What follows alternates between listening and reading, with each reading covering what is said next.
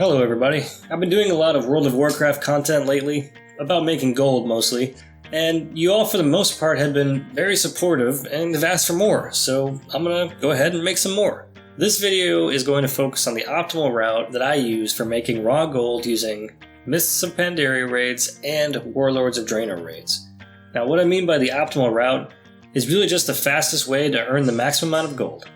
Ultimately though, you can do whatever raids you want. These are just based on the data from a spreadsheet I made to strike a balance between time spent and gold earned. If you just want to do every raid to get the maximum gold from them possible, you can do that, and you'll make about 31,000 gold in roughly 5 hours if you skip the longer raids like Siege of Orgrimmar and Dragon Soul. That's just not something I personally be willing to do on several alts. So in my case, I have 8 level 120 alts, and if I do these 10 raids, I make around 53,000 gold and only spend 5.5 hours doing it. And then I have the option to go and do the other raids if I'm in the mood. Also, just to be very clear, the reason I'm only doing 10 as opposed to doing every one that gives a good amount of gold per minute is because there is an instance lockout that limits you to 10 raids per hour. I had a lot of questions in the comments about this, so I'm just going to put it out in the video.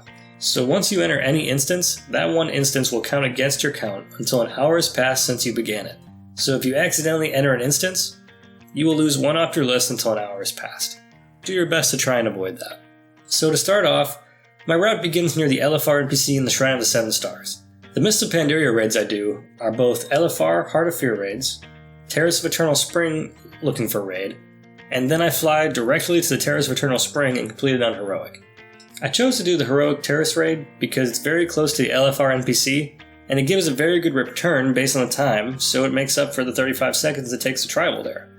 In fact, if you add that to the normal time it takes to complete the raid, it only drops the gold per minute from 194 to 176. So it's still about 5th on the list of most gold per minute, which is still much higher than the LFR version. After completing the Heroic Terrace, I immediately use my Garrison Hearthstone to take me back to my garrison to start the Warlords of Draenor looking for raids. The order of raids I do here is Highmaul 2, Blackrock Foundry 2 and 3, and then Hellfire Citadel 2, 4, and 5. It's also worth pointing out that you can actually queue for 2 LFR raids at the same time.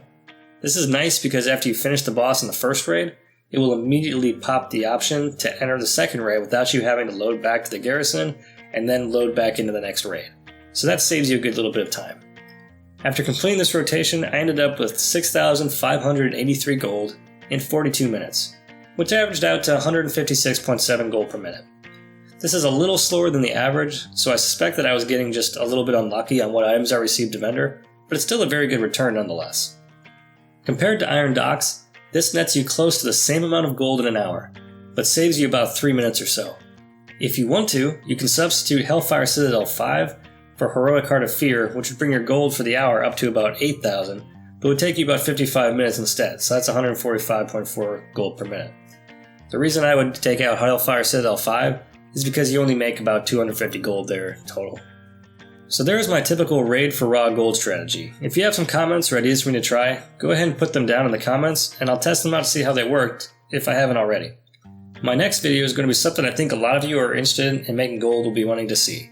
In the next video, I'm going to show you how much actual time it's going to take to make the 5 million needed for the Brutosaur mount. And I'll see if it's something that's even going to be possible at this point. Anyway, thanks for watching. If you enjoyed the video or found it helpful, please leave me a like, because that really helps me out a lot. And if you're feeling extra giving during this holiday season, you can subscribe to my channel for more content like this, as well as some do-it-yourself type stuff, game hacking, and other assorted randomness. Thanks again, and I'll see you next time. Until then, try not to die.